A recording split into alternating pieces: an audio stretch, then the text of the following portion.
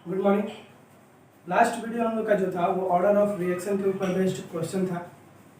इस वीडियो में हम लोग जो डिस्कस करेंगे वो जीरो ऑर्डर रिएक्शन के बारे में। पिछले वीडियो में हम लोग बताए थे कि जो हमारा अगला टॉपिक होगा वो जीरो ऑर्डर ऑफ रिएक्शन होगा। तो यहाँ पे जीरो ऑर्डर ऑफ रिएक्शन जो है हमारे, इनके बारे में बात कर लेते हैं हम लोग क्या होता है।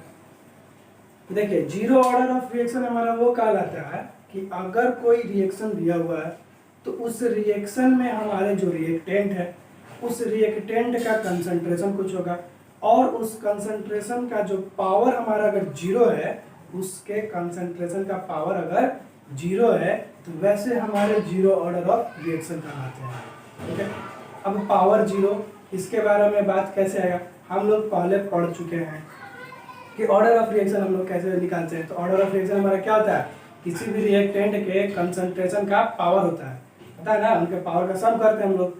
तो वही चीज बात यहाँ पे कहा जा रहा है कि अगर हमारा कोई रिएक्टेंट है तो उस रिएक्टेंट का कंसंट्रेशन है और उनके कंसंट्रेशन का पावर हमारा जीरो है तो वो हमारे जीरो ऑर्डर ऑफ रिएक्शन कहलाते हैं।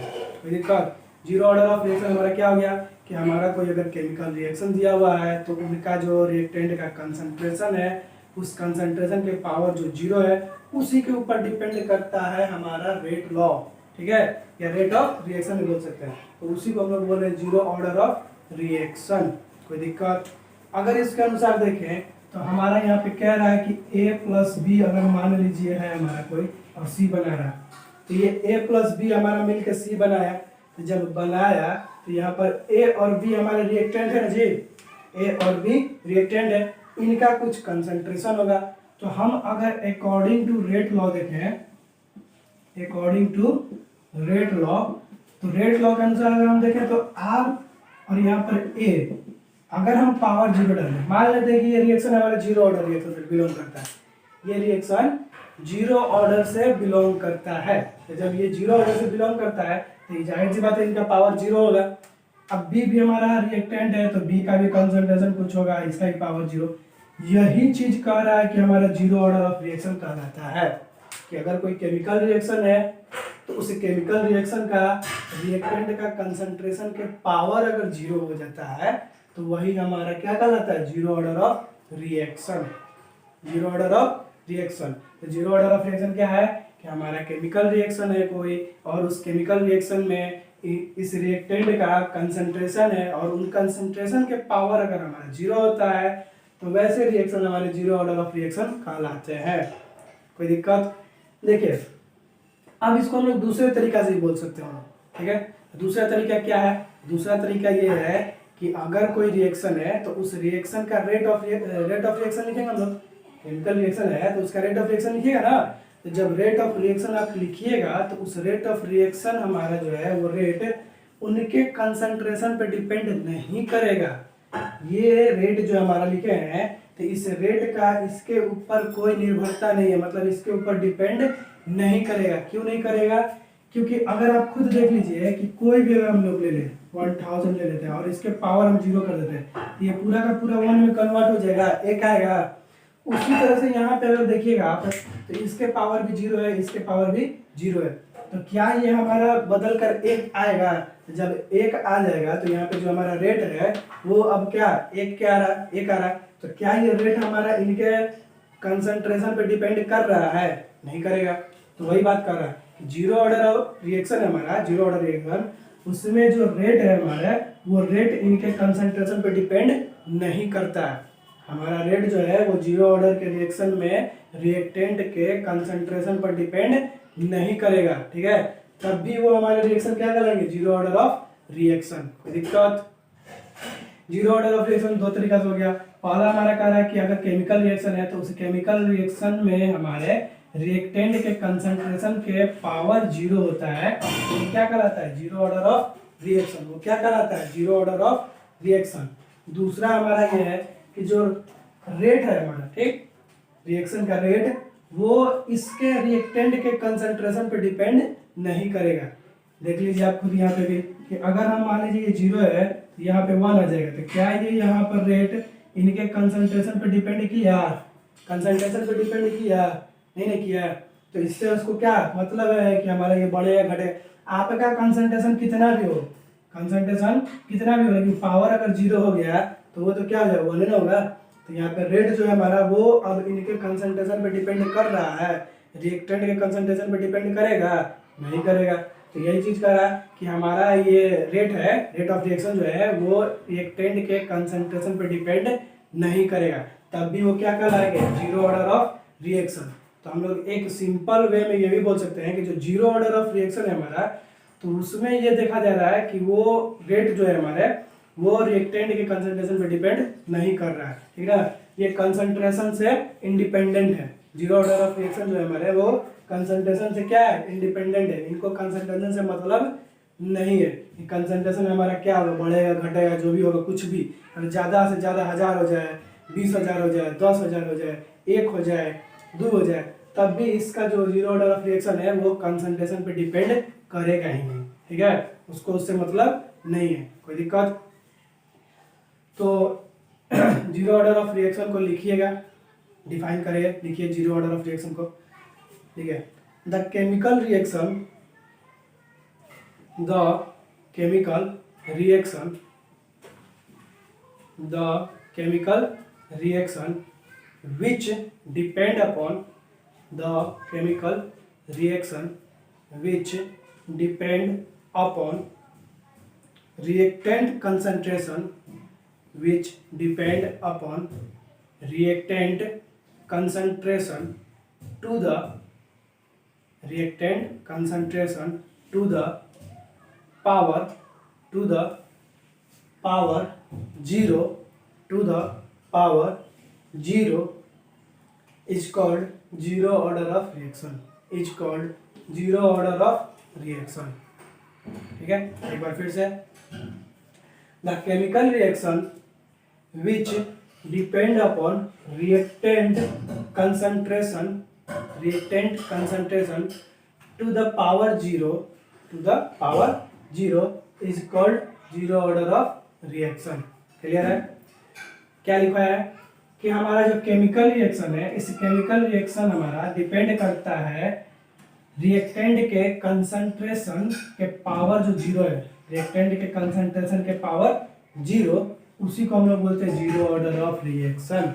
दिक्कत और करके लिखिएगा, ठीक है, नीचे में लिखिएगा, और करके नीचे में लिखिएगा, एक और है, ठीक है, लिखिए नीचे में, the chemical reaction, the chemical reaction which, the chemical reaction which rate of reaction, which rate of reaction do not, which rate of reaction do not depend upon, do not depend upon reactant concentration, do not depend upon reactant concentration, reactant concentration is called zero order of reaction, is called zero order of reaction, ठीक है।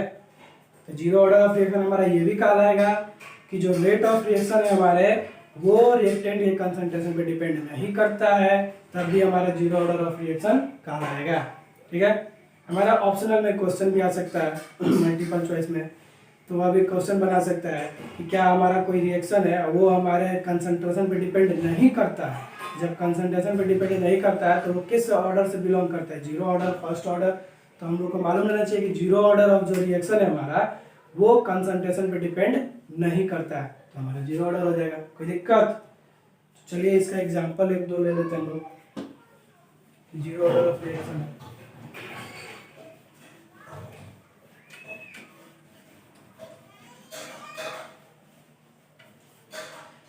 देखिए zero order of reaction अगर कर रहा है तो हम अगर यहाँ पे H2 प्लस I2 2HI बन गया, तो हम अगर इसका लिखें तो rate according to rate law,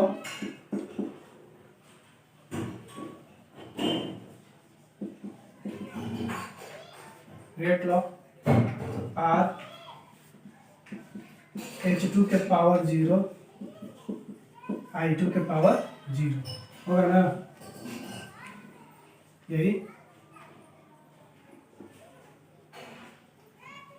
ठीक। अकॉर्डिंग टू रेट लॉ अगर देखें तो RH2 के पावर 0 I2 के पावर 0 हो गया। यही चीज तो हमारा कह रहा है कि जीरो ऑर्डर ऑफ रिएक्शन हमारे कहलाता है। अब इसमें पूछा जाए कि ऑर्डर ऑफ रिएक्शन बताइए भैया, तो ऑर्डर ऑफ रिएक्शन बराबर क्या होगा, 0 होगा ना। काहे कि इनका जो पावर है वो 0 है, तो 0 को 0 से जोड़िएगा तो 0 आएगा। तो यहाँ पर ये हमारा पहला तो जीरो ऑर्डर ऑफ रिएक्शन अगर कब भी दे रहा है, जैसे मान लीजिए आपको इक्वेशन दे दिया, रिएक्शन आपको दे दिया और रिएक्शन दे के बोल दे रहा है कि वो आपका जीरो ऑर्डर ऑफ रिएक्शन से बिलोंग करता है, इसका जो ऑर्डर है वो जीरो ऑर्डर है। तो अगर वो बोल रहा है तो आपको कुछ नहीं करना है, इनका पावर 0 ही डालना है। क्यों? क्योंकि आपको बोल दिया है कि ये रिएक्शन हमारा जीरो ऑर्डर से बिलोंग कर रहा है। हमको इससे मतलब नहीं है कि इसके कोफिशिएंट में क्या दिया है क्या नहीं दिया है, वो हमको नहीं देखना। देखना ये है कि हमको क्वेश्चन में बोल क्या रहा है। अगर बोला कि जीरो ऑर्डर से बिलोंग कर रहा है तो हमारा यहाँ पे पावर इनका क्या हो जाएगा, 0 हो जाएगा। क्लियर? इसको नोट कर लीजिए एग्जाम्पल में।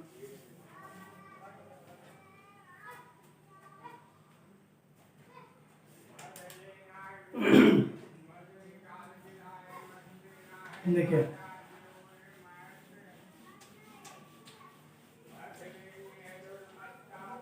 अब यहाँ पे हम लोग इस जीरो ऑर्डर ऑफ रिएक्शन का इक्वेशन बनता है, तो यहाँ पे लिखेंगे हम लोग इक्वेशन फॉर, पूरा विरेज करते हैं जब कम पड़ जाए।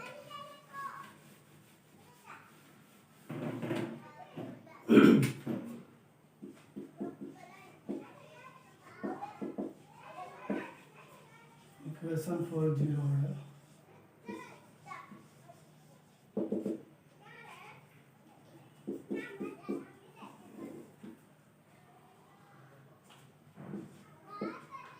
ठीक है। जीरो ऑर्डर के लिए हम लोग का इक्वेशन बनेगा। पहला केस अगर देखते हैं, फर्स्ट केस, तो फर्स्ट केस में अगर हम देखें तो मान लेते हैं कि ये ए से बी हमारा कोई प्रोडक्ट बनाया है, ए से बी प्रोडक्ट बनाया है, तो इसमें ए हमारा क्या हो गया, रिएक्टेंट हो गया, ए हमारा रिएक्टेंट हो गया। तो हम अगर देखें और ये हमारा किससे बिलोंग कर रहा है, जीरो ऑर्डर से, ये रिएक्शन किससे बिलोंग कर रहा है, जीरो ऑर्डर से, तो ये रिएक्शन जीरो ऑर्डर से बिलोंग कर रहा है, तो इसका पावर तब ये 0 हो जाएगा। तो अकॉर्डिंग टू रेट लॉ अगर हम देखें तो रेट लॉ के अनुसार हमारा यही होगा कि R directly proportional to A के पावर 0 होगा। तो ये R अगर प्रोपोर्शनलिटी का साइन हटता है तो कांस्टेंट आएगा के, ये हमारा A के पावर 0 है, तो ये पूरा का पूरा क्या हो जाएगा, 1 हो जाएगा।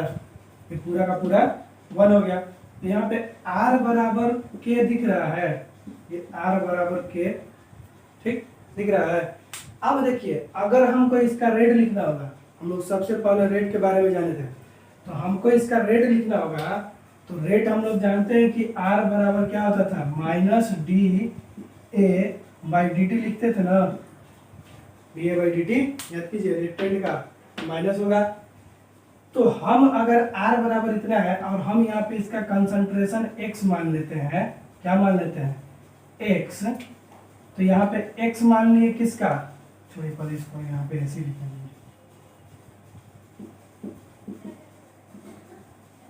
हम इसका कंसंट्रेशन क्या मान लिए, X मान लिए, dx/dt हम मान लेते पूरा, ठीक। तो ये पूरा का पूरा चीज जो है वो R के जगह पे रखा सकता है, ये पूरा का पूरा हम R के जगह पे रख सकते हैं। तो यहाँ पे रखिएगा आप, तो क्या आ जाएगा, dx/dt बराबर K लिखिएगा इसमें, ठीक ना। ये वाला चीज कहाँ पे पुट कर रहे हैं, इसमें, जैसे यहाँ पे लिख देते हैं इक्वेशन। ये हमारा जो हुआ है वो हुआ है फ्रॉम इक्वेशन 1, ठीक है। तो ये dx/dt इक्वल टू K लिख सकते हैं। तो अब हम अगर देखें तो dx बराबर K dt लिख सकते हैं, ये हमारा पहला मेथड से है।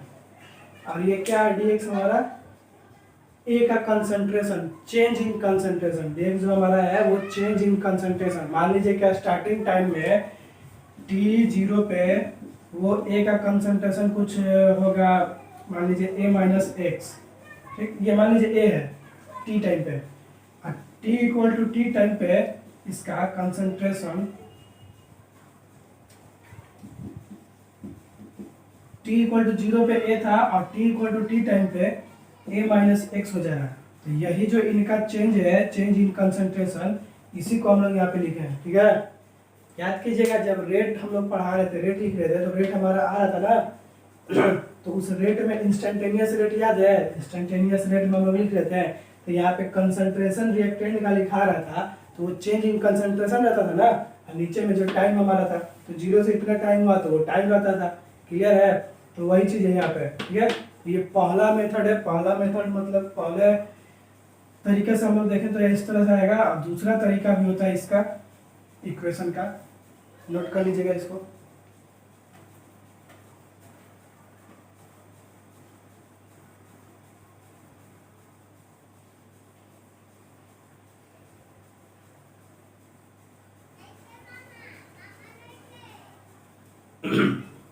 चलिए सेकंड में हम लोग देखते हैं।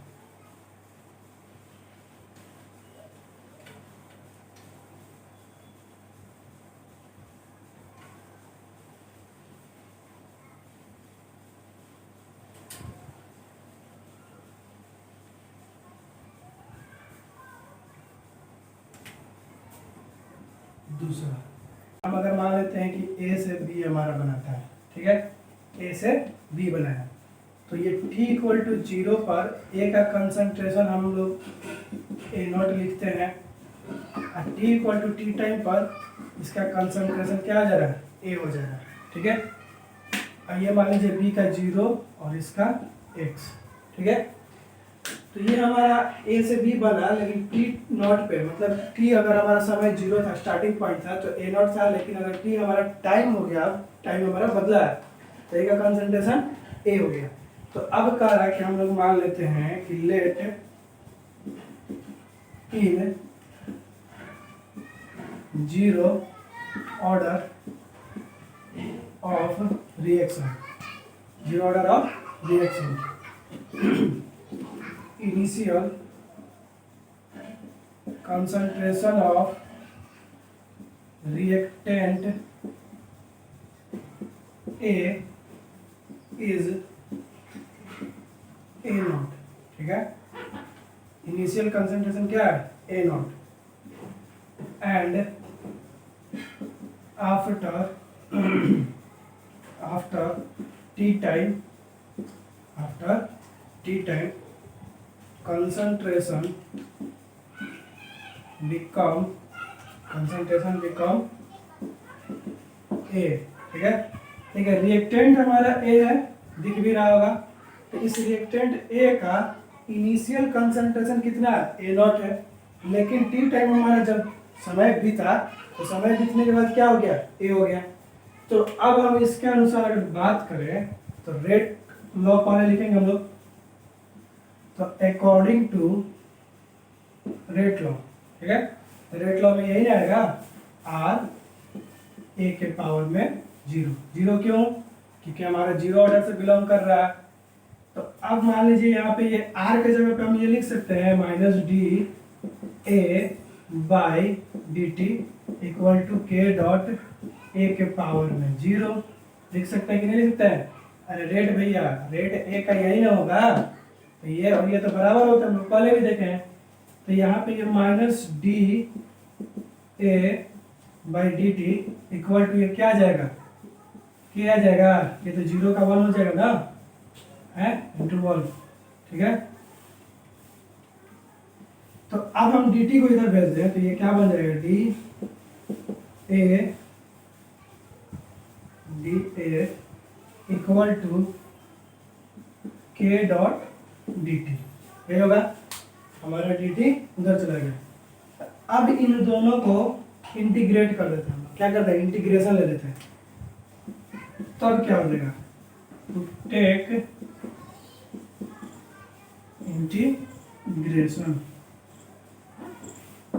इंटीग्रेशन लेते हैं तो ये माइनस हमारा बाहर चला जाएगा और ये हो जाएगा डी ए बराबर, ये के बाहर हो जाएगा और इंटीग्रेशन हो जाएगा डी टी। क्लियर है?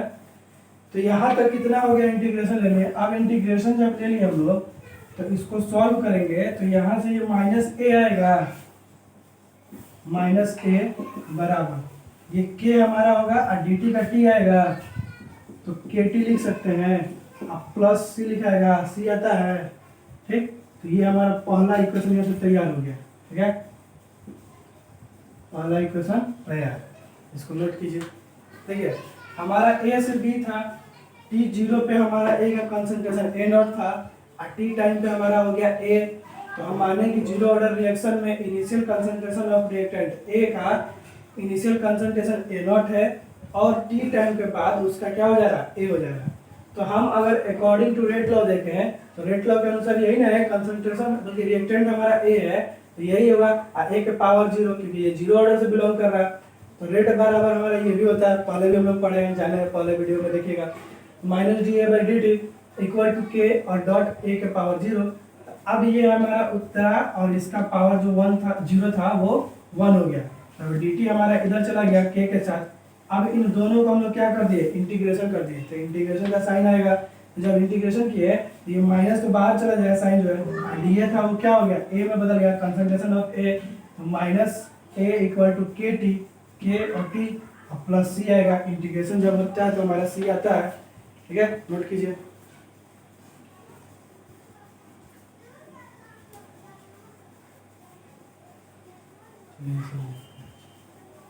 ठीक है,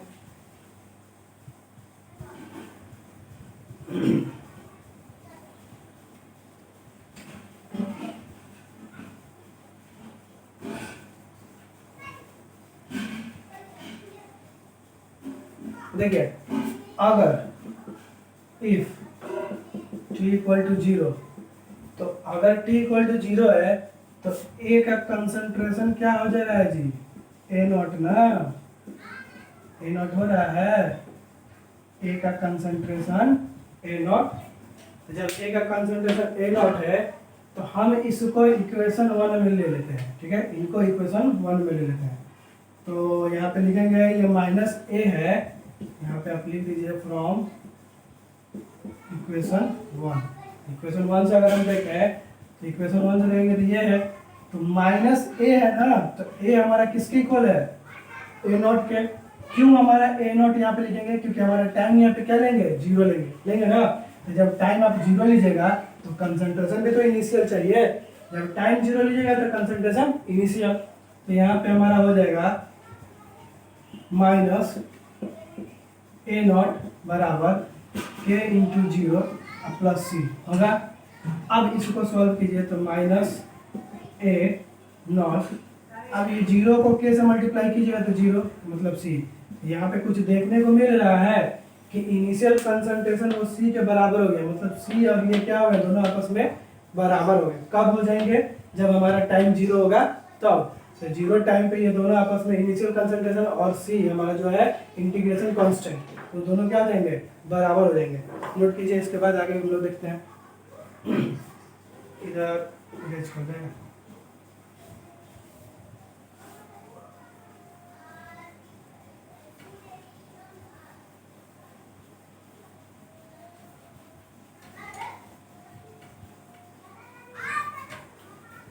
तो देखिए ये इसको हम लोग अगर मान लेते हैं सेकंड, ठीक, सेकंड मान लेते हैं, तो इसका उसके अंदर देखिए क्या करते हैं, put the second equation in first, ठीक है। सेकंड इक्वेशन को हम लोग फर्स्ट में पुट कर दें, तो सेकंड इक्वेशन को फर्स्ट में पुट कीजिएगा तो क्या देखने लायक है, सी इसके इक्वल है, तो मतलब सी इसमें दिख रहा है, तो जहाँ पे सी है बस इसी को उठा के वहाँ पे पुट कर दीजिए। तो यहाँ पे हमारा कुछ इस तरह से हो जाएगा, माइनस ए बराबर के टी प्लस सी के जगह पे क्या हो जाएगा, माइनस ए का कंसंट्रेशन नॉट, ठीक है, ये होगा, ये वाला सी के जगह पे हम पुट कर दिए इसको।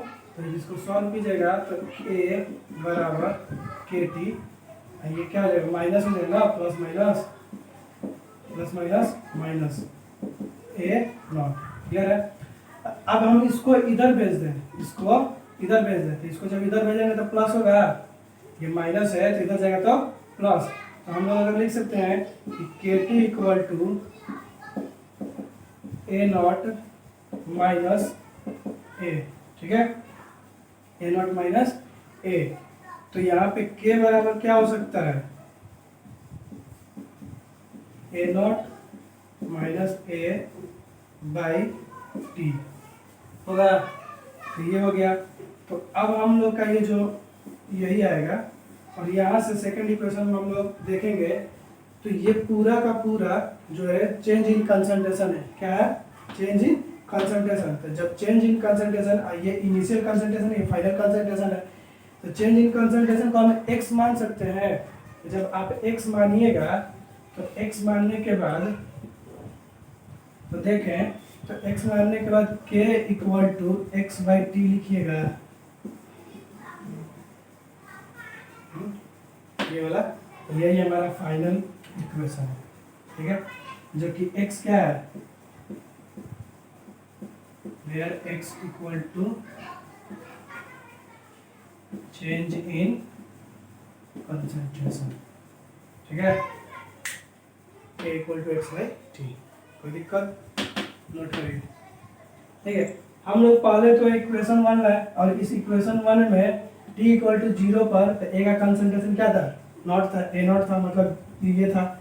तो हमारा टाइम अगर 0 है तो t को जहाँ पे वहाँ पे 0 पुट कर देंगे, इस a के जगह पे इसको पुट कर देंगे, तो हमारा क्या आ गया, minus a not equal to c. अब इसी को दूसरे वाले को पहले वाले में पुट कर दीजिए जहाँ पे सी है, जहाँ पे सी है वहाँ पे हम पुट कर दिए, और जब पुट किए तो हमारा सॉल्व करने के बाद कुछ इस तरह से है, तो के हमारा इक्वल टू इतना। कोई दिक्कत? अब देखिए यहाँ पे के जब आ रहा दिख रहा है तो के का कुछ यूनिट भी होगा, के का यूनिट भी होगा। कर लीजिए, देखिए उसका यूनिट क्या होता है।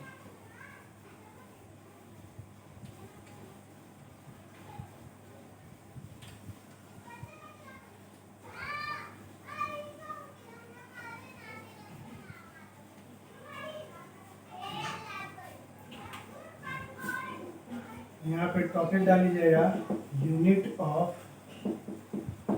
के, यूनिट ऑफ के। तो देखिए के इक्वल टू हमारा क्या दिया था, k equal to x by t, यही दिया था ना। एक्स हमारा क्या है, कंसंट्रेशन था ना। तो जब एक्स हमारा कंसंट्रेशन था तो कंसंट्रेशन का यूनिट क्या होता है, कंसंट्रेशन का यूनिट क्या होता है, अरे मोल पर लीटर होता है। टाइम है तो टाइम का सेकंड होगा, है। तो यहाँ से क्या बन रहा है, के इक्वल टू मोल पर लीटर पर सेकंड, यही इसका यूनिट है। ठीक है, जीरो ऑर्डर रिएक्शन में हमारा ये यूनिट आ रहा है। ठीक है, नोट कर लीजिए, के का यूनिट होगा।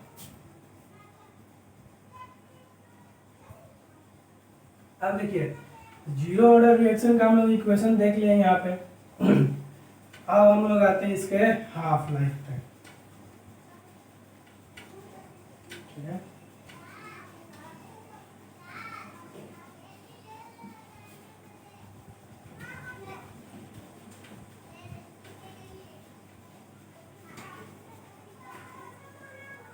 देखिए टॉपिक डालिएगा half life of zero order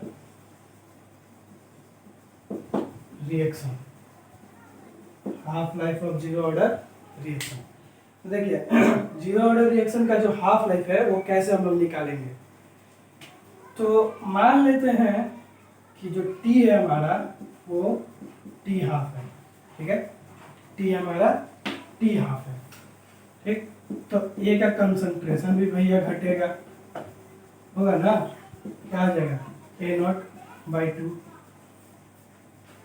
दिखाएगा ना, ए नॉट बाई टू। तो ए का कंसंट्रेशन जो था हमारा वो हमारा ए नॉट बाई टू हो गया, तो मतलब इनिशियल जो कंसंट्रेशन है उसका आधा हो जाएगा, घटेगा। तो ये हमारा टी हाफ है। तो हम अगर देखें पहले इक्वेशन के अनुसार हमारा जो फ्रॉम फर्स्ट इक्वेशन, ठीक है, तो फर्स्ट इक्वेशन हमारा क्या था? फर्स्ट इक्वेशन नहीं, हम लोग का जो लास्ट इक्वेशन था, मान लीजिए ऐसे लिखते हैं,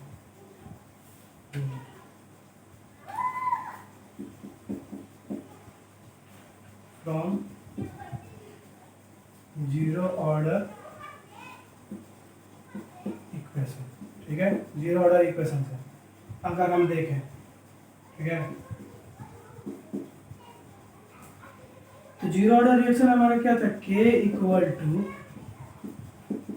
ए not minus a by t था ना, यही था ना हमारा। जीरो ऑर्डर का इक्वेशन जो था वो यही था। तो इक्वेशन ये था हमारा। अब इसी में हम लोग को काम करना है। टी हम लोग क्या कर दिए? टी हाफ मान लिए। तो के बराबर क्या हो जाएगा भैया? ये तो ए नॉट का ए नॉट ही रहेगा, माइनस ए हमारा क्या हो गया? ए नॉट बाई 2 हो गया है। नीचे में टी हाफ हम क्या माने हैं? बल्कि टी क्या माने हैं? टी हाफ माने है ना। तो अब इसको सॉल्व कीजिएगा। तो सॉल्व करने पे यहाँ पे इन दोनों का एलसीएम लेंगे हम लोग। तो एलसीएम लीजिएगा तो क्या आ जाएगा? k इक्वल टू, इन दोनों का एलसीएम लीजिएगा तो 2 नीचे में, जैसे यहाँ पे ग्राफ में देख लीजिए आप, दिखा दे रहे हैं, k इक्वल टू यहाँ पर हो गया 2 a not minus a not by में 2 और फिर पूरा का बाई टी होगा, ये होगा। अब देखिए जब ये 2 है तो 2 नीचे जाएगा और ये 2 a not minus a not, तो क्या आ जाएगा यहाँ पे हमारा? यहाँ पे इन दोनों से क्या आ गया? ए नॉट आएगा ना, 2 को ए नॉट है और ये ए नॉट है, तो यहाँ पे क्या है? यहाँ पे ए नॉट, अब बाई में 2 नीचे चला गया तो 2 इंटू टी हाफ होगा। हम लोग को तो यहाँ पे हाफ लाइफ में देखना है जी। तो हाफ लाइफ तो हमारा ये है, तो हाफ लाइफ ये है, तो हाफ लाइफ इधर जाएगा। जब हाफ लाइफ इधर आएगा तो t half equal to a not by 2 के लिखेंगे। यही हमारा होता है जीरो ऑर्डर रिएक्शन का हाफ लाइफ, ठीक है, जीरो ऑर्डर रिएक्शन का हाफ लाइफ, ठीक है। ये ए नॉट क्या है? इनिशियल कंसंट्रेशन हो गया, और 2 और के हमारा वैल्यू जो आएगा, के हम लोग यहाँ से निकाल सकते हैं, जो इक्वेशन हमारा था उस इक्वेशन से के का वैल्यू निकालिए। ए नॉट हमारा इनिशियल कंसंट्रेशन, पुट कीजिए, टी हाफ हमारा आ जाएगा जीरो ऑर्डर ऑफ रिएक्शन का, ठीक है। तो जीरो ऑर्डर ऑफ रिएक्शन हमारा है, तो हम लोग टी हाफ माने यहाँ पे टाइम, और ए हमारा इनिशियल कंसंट्रेशन जो था वो आधा हो जाएगा, क्योंकि हमारा टाइम आधा है, तो ठीक है। देखिए आधा क्यों हुआ? क्योंकि हम लोग शुरू में अगर इनिशियल होता है तो जीरो टाइम होता, जीरो समय पे इनिशियल कंसंट्रेशन ए नॉट ही रहता, लेकिन टाइम जैसे हमारा कुछ पास हुआ तो हमारा जो इधर नीचे वाला फाइनल कंसंट्रेशन था उसका टाइम हम आधा कर दें, तो ये भी तो आधा हो गया ना, इनिशियल कंसंट्रेशन क्या उसी का आधा घटेगा, इसलिए आधा। अब पहला इक्वेशन हम लोग पहले निकाल चुके हैं जीरो ऑर्डर इक्वेशन का। जीरो ऑर्डर के इक्वेशन को जब निकाले वहाँ पे इनको पुट करेंगे, और पुट करने के बाद सॉल्व करेंगे तो टी हाफ हमारा निकल जाएगा, कोई दिक्कत? तो ये था हमारा जीरो ऑर्डर ऑफ रिएक्शन और हाफ लाइफ जीरो ऑर्डर का, जो कि क्वेश्चन जो सॉल्व होंगे वो इन्हीं के ऊपर सॉल्व होंगे। तो धन्यवाद। नेक्स्ट वीडियो में हम लोग मिलते हैं फर्स्ट ऑर्डर के नए टॉपिक के साथ। Thank you.